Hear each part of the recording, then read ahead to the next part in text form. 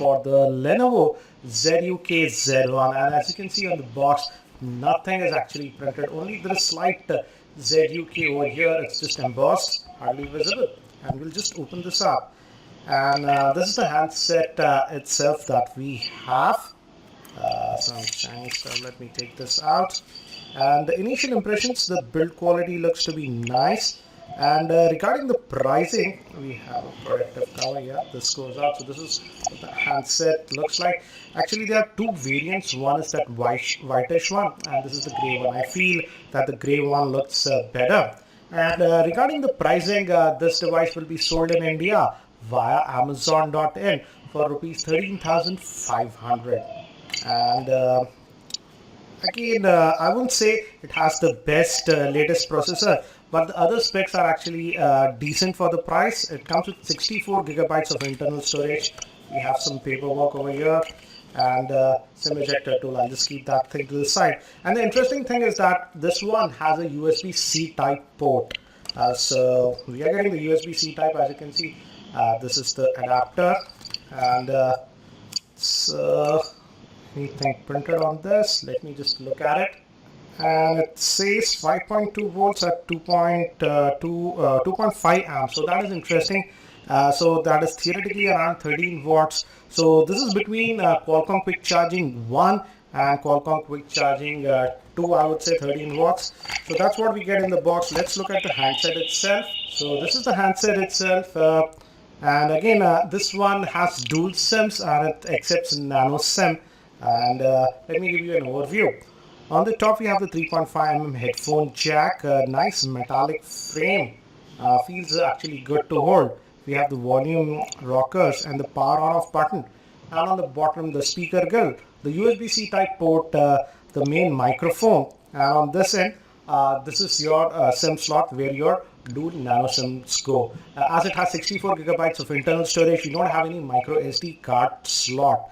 And let me actually now boot this up and set it up. And in the meantime, let me give you a configuration overview. The ZUK Z1 has a 5.5-inch 1080p screen, which is having 100% NTSC gamut. It is a dual SIM device. It is powered by the Snapdragon 801 processor, which is a quad-core processor clocked at 2.5 GHz. It is having the Adreno 330 GPU, 3 GB of RAM, 64 GB of internal storage. It also has a fingerprint scanner, USB-C type port, a 4100 mAh battery. Moving to the rear-facing camera, it's a 13 megapixel camera with optical image stabilization. And the front-facing camera is actually an 8 megapixel shooter. And it is powered by Cyanogen Mod. I'm just setting up the Wi-Fi, and it does have dual band Wi-Fi. And I've just set up the device, and this is the first boot, and already it says that we have a system update. Again, it's running on Cyanogen OS, so it's very close to stock Android experience that you get. But let's see what do we get. We have audio effects, and this is the quick pane. Let's go to the settings, and let me actually adjust the brightness, guys, a little bit. And if we go down to about the device, and if we go to, what do you say, Android version, it is 5.1.1, but I've heard that Android version 6, that's Marshmallow, we will be getting with the update of Cyanogen OS. So that's what we get. So again, this looks like the UI and etc. looks like what we get with the other Cyanogen devices, similar to OnePlus One. Earlier they used to use Cyanogen, but now it's Oxygen OS. So that's what you get. And if let's test this fingerprint scanner also. It has a fingerprint scanner. Let's check that. And as you can see, if you just place it, nothing happens. You have to press this button and then it works. So the fingerprint scanner looks to be fast, as you can see. It's unlocking pretty fast. Let's try to do it in this other orientation.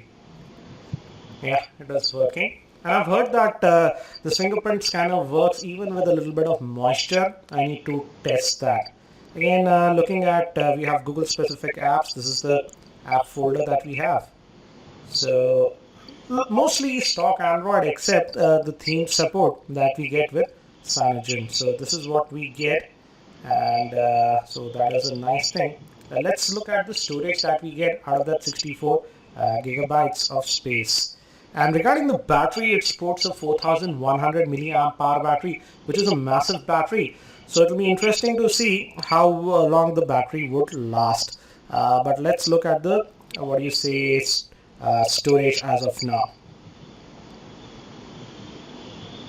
So here is the storage, and out of that 64 gigabytes, we get 53.85 gigabytes of space that is available to you. Again, do note that we don't have any micro SD card support on this device, but I feel this 54 gigabytes should be more than enough. And again, it's a dual SIM device. Again, it accepts nano SIMs. Let's also quickly look at the camera, because the Lenovo team said that this one has optical image stabilization.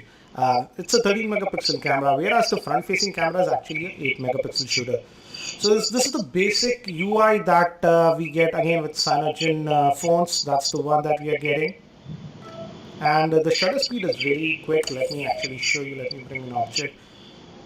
You just tap in and just click.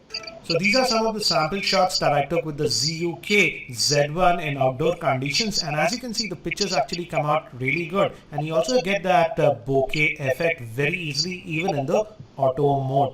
And here are some of the other sample shots that I have taken in natural lighting. Now, even if we move to artificial lighting and in indoor lighting conditions, I feel the camera did a very good job. In fact, considering the price point of around 13,500, I feel this is the best camera as of now. Also, as it has optical image stabilization, even the pictures that we shot in artificial lighting